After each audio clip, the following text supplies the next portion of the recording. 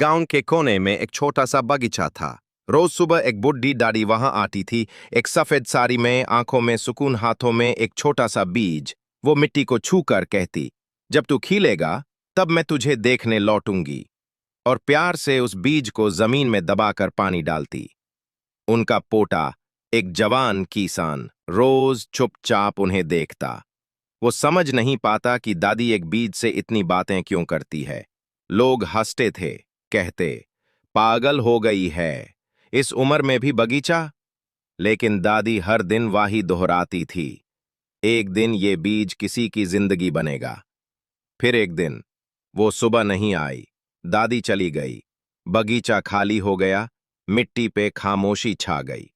पोटा रोज सुबह आता, उसी जगह को देखता, लेकिन बीज वैसा का वैसा ही था, चुप, शांत, मिट्टी में छुपा हुआ।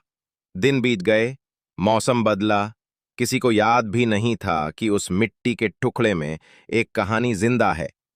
फिर एक सुबह सूरज की पहली किरण उस मिट्टी पर पड़ी और उस बीज से एक काली निकल आई, एक सुंदर चमकदार फूल।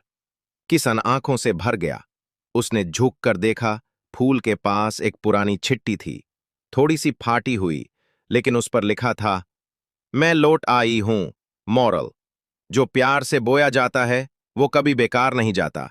और इतनी प्यारी कहानी सुनाई और फिर भी सब्सक्राइब नहीं किया? चलो, माफ किया, अब कर लो, वरना दादी खुद लौट आएंगी याद दिलाने।